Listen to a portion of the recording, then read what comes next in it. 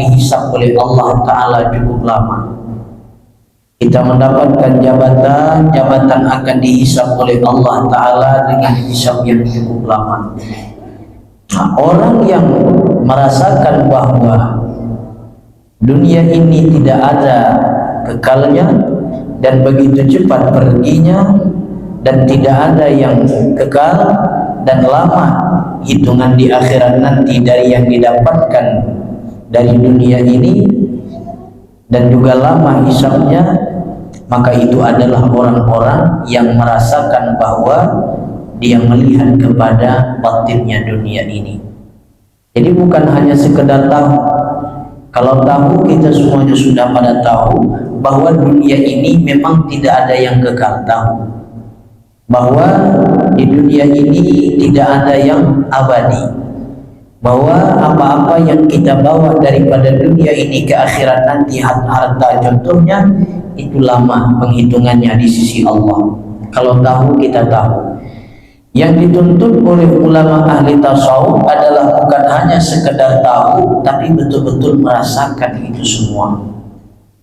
Sehingga ketika dia berinteraksi dengan dunia, ketika dia bergelut dengan dunia, dia tidak melupakan akhirat. Itu tanda orang yang ingat dengan akhirat, itu tanda orang yang memandang kepada hakikatnya dunia.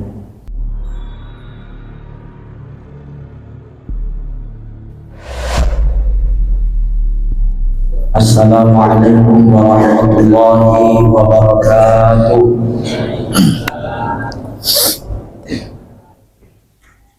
Bismillahirrahmanirrahim.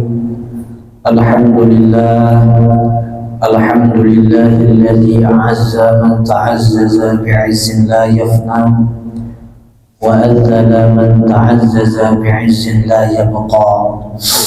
Asyhadu an la ilaha illallah wahdahu la syarika lahu fima dabbara wa qadha, wa asyhadu anna sayyidana Muhammadan abduhu wa rasuluhul murtada. Allahumma shalli wa sallim wa barik ala sayyidina Muhammadin nabiyil mustafa wa ala alihi wa ashabihi wa dhurriyyatihi wa atba'ihi wa man ittaqa, amma ba'd. Raditu billahi rabba wa bil islami dina wa bi Muhammadin nabiyya wa rasula. Hasbunallah wa ni'mal wakil, ni'mal maula wa ni'man nasir. La hawla wa la quwwata illa billahil aliyyil azim. Faqad qala Allah subhanahu wa ta'ala fi kitabihil karim wa huwa asdaqul qailin. Rabbi shrah li sadri wa yassir li amri wahlul 'uqdatam min lisani yafqahu qawli. Wa qala alqaitu 'alaikum mahabbatan minni wallahu a'lam bi muradi. Hadirin wal hadirat jamaah salat fardu maghrib yang dimuliakan oleh Allah Subhanahu wa taala. Tentunya pada kesempatan yang berbahagia ini yang saya muliakan segenap jamaah orang tua, wabil khusus segenap pengurus masjid, ketua, wakil ketua, bendahara, sekretaris. Umumnya kita yang hadir dalam Masjid Jami' Zulfirdaus yang sangat kita cintai ini, semoga senantiasa kita dalam lindungan Allah Subhanahu wa taala. Amin. Allahumma amin. Pertama dan yang lebih utama, mengucapkan rasa syukur kita kepada Allah Ta'ala dengan perantara kalimat Alhamdulillahirabbil alamin. Semoga senantiasa kita menjadi hamba yang bersyukur kepadanya dan dicatat di sisi Allah Ta'ala sebagai hamba yang berbuat taat kepadanya. Hadirnya kita pada kesempatan yang berbahagia ini adalah karena dibantu dan ditolong oleh Allah Ta'ala. Karena seujung kuku pun kita tidak sanggup untuk berbuat taat, sebesar rambut pun kita tidak mampu untuk meninggalkan maksiat. Andai kata kita dapat berbuat taat kepada Allah Subhanahu wa Ta'ala, berarti kita dibantu dan ditolong oleh Allah. Dan bila mana kita dapat meninggalkan maksiat, juga kita dibantu dan ditolong oleh Allah Ta'ala. Maka oleh karena itu kata baginda Nabi SAW, aqim maqamahu bila haula wala quwwata illa billah. Sebisa mungkinlah dirimu itu pandai menempatkan di posisi la haula wala quwwata illa billah, yang artinya tidak ada daya dan tidak ada upaya melainkan Allah Subhanahu wa Ta'ala. Kalau kita ingin berbicara nafsu kita saat ini bukan di sini tempatnya, tapi menurut nafsu kita di rumah, kumpul bareng bersama istri dan anak, cucu, quality time segala macamnya. Tapi kita digiring oleh Allah Subhanahu wa Ta'ala dengan hidayah dan taufiknya, sehingga kita dapat menghadiri ini majelis ilmu. Karena menurut nafsu tadi bukan di sini tempat kita.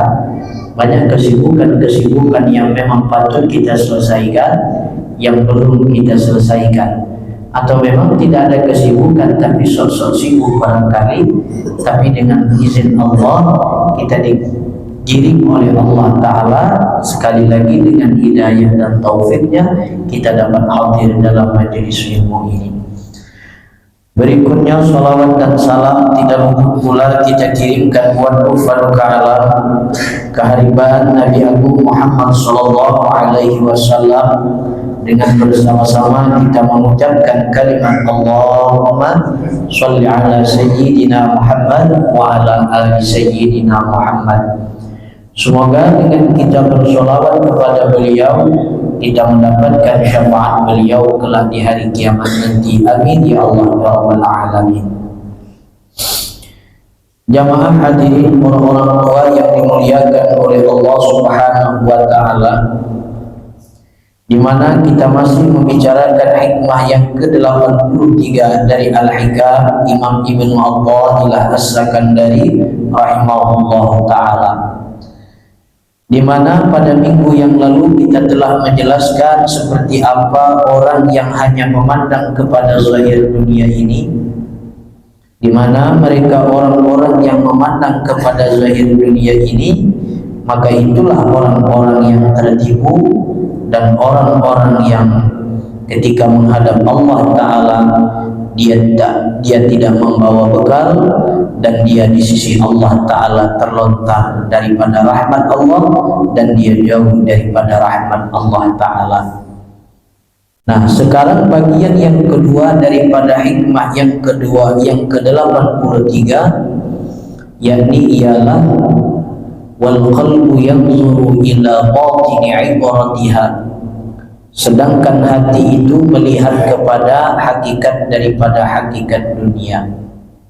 Nah, kayak apa orang yang memandang batin daripada batin dunia ini, hakikat daripada hakikat dunia ini, yang itu bisa menjadikan pelajaran dalam hidup kita.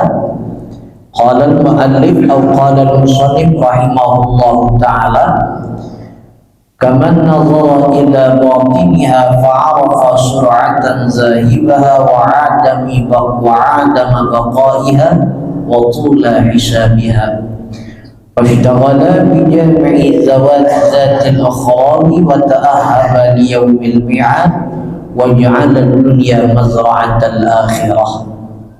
La yashtaghilu ad-dunya an akhirati, la yashtaghilu as-suq ad-dunya wa 'ani as-suqil akhirah. Qala ta'ala qul mata'ud dunya qalil wal akhiratu khairul liman ittaqa. Seperti apa orang yang memandang hakikat daripada dunia ini dan mereka pandai mengambil ibrah pelajaran daripada dunia ini, di mana mereka orang yang memandang kepada dunia, contohnya adalah mereka melihat, mereka merasakan bahwa cepatnya pergi dunia ini, dan mereka juga melihat dengan mata batin mereka bahwa hidup di alam dunia ini tiada yang kekal. Demikian pula sesuatu yang ada di alam ini tidak ada yang kekal sama sekali. Dan yang ketiga, wa tuli hisbiha, dan kemudian adalah sangat panjang hitungan di akhirat nanti atas apa-apa yang kita dapatkan daripada dunia ini. Kita mendapatkan harta akan dihisab oleh Allah Ta'ala cukup lama. Kita mendapatkan jabatan akan dihisab oleh Allah Ta'ala dengan hisab yang cukup lama. Nah, orang yang merasakan bahwa dunia ini tidak ada kekalnya dan begitu cepat perginya, dan tidak ada yang kekal dan lama hitungan di akhirat nanti dari yang didapatkan dari dunia ini, dan juga lama hisabnya, maka itu adalah orang-orang yang merasakan bahwa dia melihat kepada batinnya dunia ini. Jadi bukan hanya sekedar tahu. Kalau tahu, kita semuanya sudah pada tahu bahwa dunia ini memang tidak ada yang kekal. Tahu bahwa di dunia ini tidak ada yang abadi, bahwa apa-apa yang kita bawa daripada dunia ini ke akhirat nanti, harta contohnya, itu lama penghitungannya di sisi Allah. Kalau tahu, kita tahu. Yang dituntut oleh ulama ahli tasawuf adalah bukan hanya sekedar tahu, tapi betul-betul merasakan itu semua. Sehingga ketika dia berinteraksi dengan dunia, ketika dia bergelut dengan dunia, dia tidak melupakan akhirat. Itu tanda orang yang ingat dengan akhirat, itu tanda orang yang memandang kepada hakikatnya dunia. Tapi kalau sudah azan zuhur, tidak tahu sholat lagi sampai tak ke asar lewat. Tapi bila mana sudah ngurus dunia, tidak tahu lagi majelis ilmu, dan tidak ada penyesalan sama sekali, berarti orang itu hanya tinggal di tahu dan tidak merasakan kepada penglihatan akhirat, dan tidak merasakan penglihatan hakikatnya dunia. Jadi yang dituntut ulama tasawuf di sini adalah yakni orang yang betul-betul merasakan bahwa dunia ini cepat hilangnya, dunia ini tidak ada yang kekal, dan dunia ini adalah panjang hitungannya di akhirat nanti. Dikisahkan di dalam kitab tarikh, baginda Nabi SAW mempunyai sahabat 10 orang. Yang 10 orang ini mendapatkan jaminan langsung daripada baginda Nabi bahwa orang ini yang 10 mati masuk ke dalam surga. Di antara yang 10 orang itu adalah Abdurrahman bin Auf. Abdurrahman bin Auf ini adalah merupakan sahabat Nabi yang paling terkaya daripada 10 kelompok tersebut. Dikisahkan juga kata Nabi SAW, dari 10 sahabatku yang paling lama nanti dihisab oleh Allah Ta'ala di akhirat, dialah Abdurrahman bin Auf. Karena Abdurrahman bin Auf ini adalah sahabat Nabi yang paling terkaya. Padahal kita sama tahu bahwa Abdurrahman bin Auf ini sedikit pun tidak menggunakan jabatannya, kekayaannya itu kepada hal-hal yang dilarang oleh Allah. Tapi sebegitu lamanya Abdurrahman bin Auf dihitung dan dihisab oleh Allah Ta'ala. Nah, sekarang kita kembalikan kepada diri kita. Bagaimana kita yang punya mobil sampai 5? Bagaimana kita yang punya rumah sampai 20 dan semuanya gedung, tapi tiada satu pun kita gunakan ke jalan Allah, bahkan menjadi lalai kita dengan Allah? Apakah kiranya kita tidak lama dihitung oleh Allah Ta'ala? Nah, jamaah yang dimuliakan oleh Allah Ta'ala, jadi kayak apa orang yang memandang kepada hakikat dunia itu? Dia merasakan bahwa dunia ini cepat pergi meninggalkan dia, perkara yang ada di dunia ini tidak ada yang kekal, dan yang didapatkan dari hasil dunia ini itu akan lama hitungannya di sisi Allah Subhanahu wa Ta'ala. Jadi apapun yang diberikan oleh Allah atas kita, berkurangnya harta kita, Jangan pernah merasa berkecil hati. Mungkin di sisi lain Allah Ta'ala menyayangi kita dengan untuk di akhirat nanti. Tapi ada juga orang yang diberikan oleh Allah Subhanahu wa Ta'ala harta yang berlimpah, itu cara Allah menyayangi dia di dunia ini. Nah, jadi bila mana kita serba berkekurangan, jangan berkecil hati. Itu suatu ada kemudahan bagi kita, bahwa gampangnya kita di akhirat nanti dan tidak lama kita dihisab oleh Allah Subhanahu wa Ta'ala. Nah, bila mana kita sudah betul-betul merasakan, pandangan mata batin kita sudah tembus bahwa dunia ini akan cepat pergi meninggalkan kita dan tidak ada yang kekal abadi dan lamanya hisab di akhirat nanti, maka dia akan sibuk mengumpulkan kepentingan-kepentingan akhirat dan dia memperhatikan bekalnya untuk di akhirat nanti, dan dia jadikan dunia ini sebagai sarana untuk bekal di akhirat. Itu tanda orang yang memandang batinnya dunia ini, orang yang memandang hakikat dunia ini. Kalau dia betul-betul sudah tembus pandangan mata hatinya bahwa dunia pergi meninggalkan dia dan tidak ada yang kekal abadi, lama hitungannya di sisi Allah, pasti daripada kehidupannya yang banyak dia prioritaskan adalah untuk akhirat. Dan adapun dia hidup di atas dunia ini, dia jadikan perkara yang ada di muka bumi ini adalah sebagai sarana untuk dia melangkah ke negeri akhir, untuk dia melangkah ke negeri akhirat. Dan dia tidak sibuk dengan dunia daripada akhiratnya, dan dia tidak menyibukkan pasar dunia daripada pasar akhiratnya. Ini tanda orang yang memandang hakikat dunia. Artinya dia bekerja juga, dia hadir juga di pasar dunia. Orang berdagang dia berdagang, orang berdagang dia berdagang, orang memilih pemimpin dia milih juga pemimpin. Tapi dia tidak sibuk dengan itu aja, dia juga sibuk dengan pasar-pasar akhirat. Mana pasar akhirat? Majelis ilmu. Mana pasar akhirat? Berjamaah, berzikir, membaca Al-Quran. Nah, sebahagian besar daripada orang yang buta mata hatinya adalah orang yang hanya menyibukkan dirinya dengan pasar dunia, dia lupa dengan pasar akhirat. Nah, inilah orang-orang yang mana hanya memandang kepada zahirnya dunia. Bukan Allah mencegah kita berdagang, bukan Allah Ta'ala marah kita memilih pemimpin, bukan Allah Ta'ala marah kita untuk berinteraksi dengan dunia. Tapi jangan lupakan pula ada tempat kita kembali, yaitu adalah akhirat. Jamaah yang dimuliakan oleh Allah Subhanahu wa Ta'ala, Allah berfirman di dalam Al-Quran, "Qul mata'ud dunya qalil wal akhiratu khairun liman ittaqa." Kata Allah Ta'ala, Muhammad, perhiasan di dunia ini sedikit, murah, sedangkan akhirat itu adalah lebih baik bagi orang-orang yang bertakwa.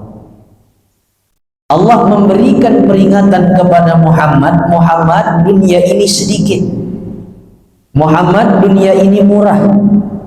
Yang namanya bernama dunia masih sanggup kita keluarkan dengan biaya. Murah berarti dunia ini. Yang namanya dunia itu adalah murah lagi sedikit. Nah, sedangkan akhirat itu adalah kebaikan yang tiada nilainya, melainkan hanya orang-orang yang bertakwa yang diberikan oleh Allah Subhanahu wa Ta'ala. Kira-kira surga akhirat itu sama tidak dengan dunia ini? Tidak sama. Perhiasan yang ada di dalam surga itu tidak sama dengan perhiasan di dunia ini. Pernah kita ceritakan, andai kata satu gelang bidadari itu ditampakkan di dunia ini, niscaya padam matahari dunia. Mahal berarti kan, luar biasa. Tapi dengan kemurahan Allah, Allah akan beri keistimewaan akhirat itu, Allah beri keistimewaan akhirat itu yakni kepada orang-orang yang bertakwa. Jadi Allah Ta'ala lebih mahal menilai orang-orang yang bertakwa di dunia ini dibandingkan orang-orang yang banyak harta. Si anu takwa tapi hartanya sederhana, si anu tidak takwa tapi hartanya banyak. Mana yang lebih nilainya di sisi Allah Ta'ala adalah orang yang bertakwa walaupun harta. Nah, orang yang pandangannya kepada batin dunia, kepada hakikat dunia, dia akan mengejar akhirat. Dia akan menjadikan dunia ini sebagai sarana, bentuk, sebagai jalan untuk menjadi hamba yang bertakwa. Tapi orang yang bila hanya memandang kepada zahirnya dunia, dia jadikan dunia ini semata-mata adalah perhiasan bagi dirinya. Nah, sekarang kemana kita mau belayar kapal kita ini? Kemana kiranya mau kita sandarkan bahtera kita ini? Apakah kepada batin dunia atau kepada zahir dunia? Kalau ingin mensandarkan kepada hakikat dunia, batin dunia, sandarkan kepada takwa kepada Allah Subhanahu wa Ta'ala. Jadi pemimpin yang bertakwa. Jadi pemimpin yang bertakwa. Jadi memiliki ilmu yang bertakwa. Bila ilmu sudah ditemani takwa, maka sesuatu yang ada di pinggirnya itu, maka sesuatu yang menyeret dia untuk kepada kemaksiatan, pasti ada penyesalan. Bukan berarti orang yang tidak bertakwa itu tidak pernah bermaksiat. Cuman orang yang bertakwa itu begitu dia melakukan maksiat, melanggar yang dilanggar oleh Allah Subhanahu wa Ta'ala, dia akan menyesal. Ada penyesalan di dalam batin. Itu tanda orang yang memprioritaskan hidupnya adalah untuk takwa kepada Allah Subhanahu wa Ta'ala. Jamaah yang dimuliakan oleh Allah Subhanahu wa Ta'ala, Allah berfirman lagi di dalam Al-Quran, Inna ja'alna ma'anal ardi zinatan laha linabluwahum ayyuhum ahsanu amala. Allah Ta'ala berfirman, sesungguhnya kami jadikan permukaan bumi ini perhiasan, dan itu merupakan cobaan bagi mereka itu, bagi orang-orang yang sebaik-baik amal. Semakin kuat kita beramal beribadah kepada Allah, semakin kuat pula cobaan. Nah, ini yang saya belum sampai di sini nih ya. Semakin tinggi ilmu kita, semakin tinggi pula cobaan. Semakin kuat kita beribadah, semakin banyak cobaan yang diberikan oleh Allah Ta'ala. Ada yang ngajak kampanye lah, ada. Siapa? Saya. Jujur-jujur aja, tidak munafik. Pak Ustadz, mari kita ini dikasih orang 500.000. Nah, diam Pak Ustadz. Dikasih 500.000. Apa kabar? Saya tidak munafik. Jamaah yang dimuliakan oleh Allah Subhanahu wa Ta'ala, ini curhat kepribadian. Saya dikasih salah satu paslon 500.000, pulang langsung mandi taubat, duit 500.000, ada anak main di depan rumah saya kasih. Berarti itu masih menandakan bahwa masih ada takwa berarti. Jamaah yang dimuliakan oleh Allah Ta'ala, sudah saya bilang kepada salah satu tim, bila ngajak saya ngopi silakan, saya tidak tahu urusan. Bila dia ajak mencocok, saya mencocok. Bila ajak mencoblos, saya mencoblos. Tapi kalau untuk urusan duit yang semacam itu, bila mana tidak ada ikut andil saya di dalamnya, selagi itu bukan kegiatan keagamaan, tidak akan saya makan. Ambil tetap saya ambil, orang di pinggir rumah saya masih banyak membutuhkan. Tanya sama istri. Kalau ada orang ngajak ngopi, kita ngopi. Kalau ada orang ngajak ngopi, kita ngopi. Kita tidak munafik karena kita berinteraksi dengan dunia. Nah, ini ayat Allah Ta'ala memberikan teguran kepada kita. Ini termasuk saya pribadi ini. Termasuk saya pribadi. Semakin tinggi gelar ustaz, semakin tinggi gelar kiai, semakin banyak amal ibadah, semakin banyak orang menyanjung kita, linabluwahum ayyuhum ahsanu amala, semakin pula tinggi cobaan. Ya Allah, mudah-mudahannya kita dibersihkan oleh Allah Ta'ala nanti di akhir hayat kita diwafatkan dalam keadaan husnul khatimah. Amin Allahumma amin. Kenapa sebabnya kita diberi oleh Allah Ta'ala cobaan? Karena kita masih sholat. Kalau kita tidak sholat lagi, niscaya kita tidak akan diberi cobaan. Karena apa sebabnya? Kita sudah menyatu dengan dunia ini. Jadi jangan sedih begitu ada cobaan kepada kita, berarti ada ibadah yang diterima oleh Allah Subhanahu wa Ta'ala. Bila mana hati kita risau, hati kita sedih, istri rezeki sempit, istri pemarah dengan kita, berarti itu bisa dijadikan satu sebab tanda ada amal ibadah kita yang diterima oleh Allah Subhanahu wa Ta'ala. Yang kita ulangi lagi, sesungguhnya kami jadikan di permukaan bumi ini adalah perhiasan, dan itu merupakan cobaan bagi mereka orang-orang yang lebih baik di dalam melaksanakan amal ibadah. Jadi artinya cobaan itu akan terlewati, cobaan itu akan teratasi dengan orang yang betul-betul bagus di dalam ibadahnya. Sebaliknya cobaan itu akan datang dengan orang yang melaksanakan amal ibadah. Jamaah yang dimuliakan oleh Allah Subhanahu wa Ta'ala, qala Ibnu Abbas radhiyallahu ta'ala anhu, inna Allah ja'ala ad-dunya salasatu ajza. Kata Imam Ibnu Abbas, sesungguhnya Allah Subhanahu wa Ta'ala menjadikan dunia ini 3 juz. 3 juz. Juz'un lil mu'minin, juz'un lil mu'minin, wa juz'un lil munafiqin, wa juz'un lil kafirin.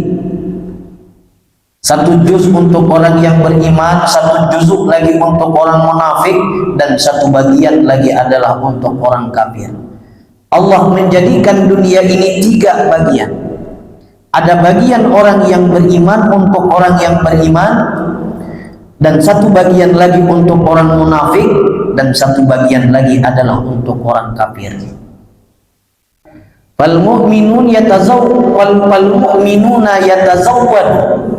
Orang yang beriman menjadikan dunia ini adalah sebagai bekal untuk menghadap Allah Subhanahu wa Ta'ala. Jadi yang paling besar yang dia prioritaskan dalam hidup ini adalah untuk Allah dan untuk negeri akhirat. Itu tanda. Berarti dunia ini dia pakai untuk orang untuk berbekal diri kepada akhirat, untuk menghadap Allah. Berarti dia adalah orang yang beriman. Wal munafiqu yatazayyanun. Sedangkan orang-orang munafik itu dunia ini adalah dia pakai untuk berhias-hias saja. Dia hias dirinya dengan harta, dia hiasi dirinya dengan jabatan, dan tidak ada kepentingan dengan akhirat. Munafik itu bukan tidak ada pada Pak Ustadz, ada. Munafik itu bukan tidak ada kepada orang Islam, banyak. Munafik itu bukan berarti orang yang tidak pakai jubah, pakai jubah. Ceritakan juga ada dari kelompok Nabi Shallallahu Alaihi Wasallam yang bernama Ubaidillah bin Salul. Itu Abdullah bin Salul itu kan munafik, panjang jubahnya, tebal jubahnya, munafik.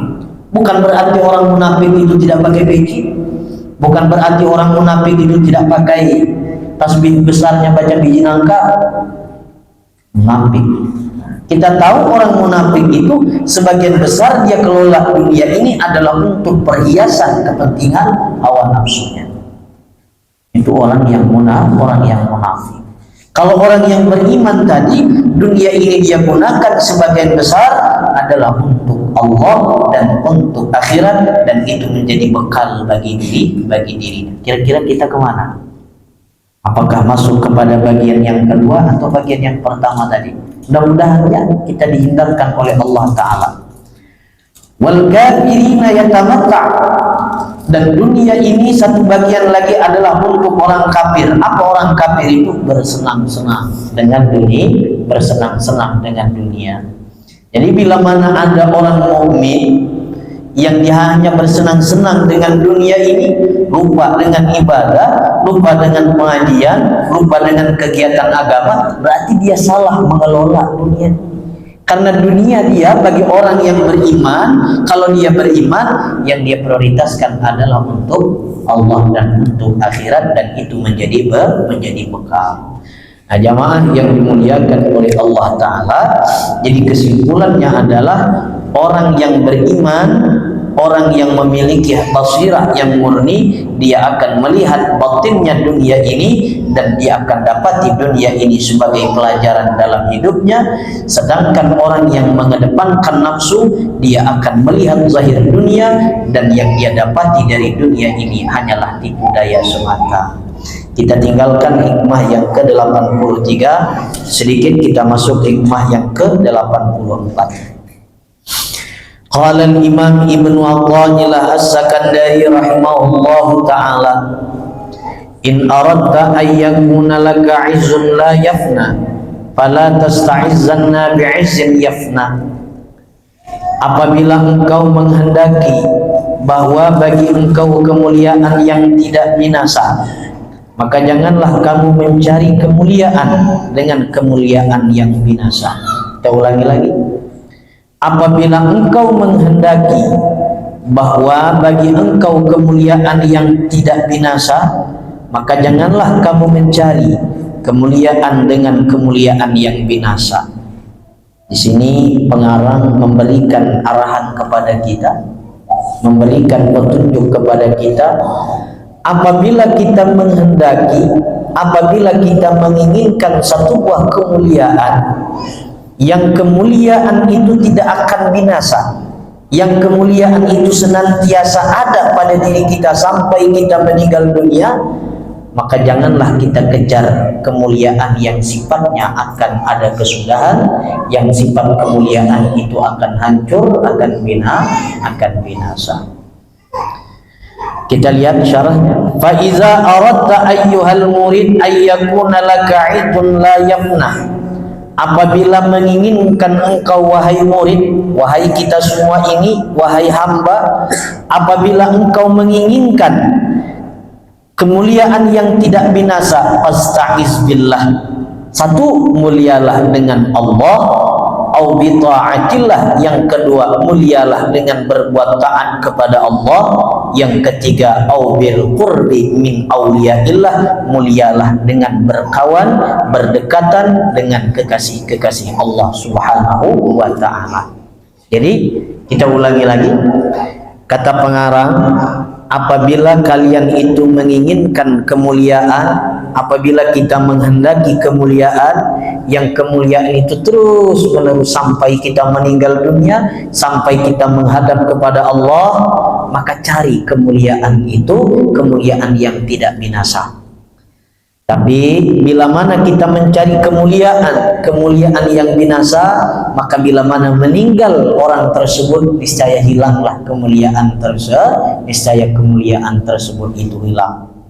Nah, bagaimana kemuliaan yang terus menerus tidak ada kesudahannya sampai menghadap Allah Ta'ala? Satu, mulialah dengan Allah.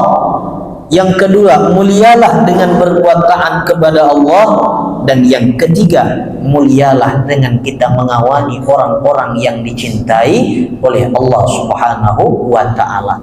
Bila kita memiliki tiga hal ini, berarti kita memiliki kemuliaan yang tidak akan binasa. Berarti kita memiliki kemuliaan yang kemuliaan ini tidak akan hancur, kemuliaan ini tidak akan ada kesudahannya. Insyaallah minggu akan datang akan kita lanjut bagaimana cara kita ini mulia dengan Allah, bagaimana cara kita mulia dengan amal taat kepada Allah, bagaimana cara kita mulia dengan kekasih Allah. Insyaallah minggu akan datang akan kita lanjut. Kenapa tidak lanjut sekarang Ustaz? Waktu Isya jam 19:04. Tentu tidak cukup. Juga saya berharap kalau masih penasaran, kita lanjut pada minggu yang akan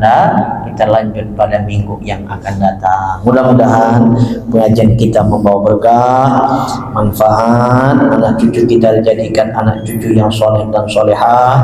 Sebelumnya bila mana apa yang saya sampaikan ternyata belum menembus ke hati-hati jamaah, kepada qulub hati jamaah, jangan salahkan jamaah, salahkan saya pribadi, berarti batin saya yang belum bersih, batin saya masih banyak hal-hal yang memang patut disucikan, itu menunjukkan masih cinta saya dengan dunia ini. Doakan seiringan dengan waktu, mudah-mudahan kita dapat istiqomah menapaki perjalanan akhirat melalui wasilah dunia ini, dan juga mudah-mudahan umur kita dipanjangkan oleh Allah dengan berkat Al-Fatihah.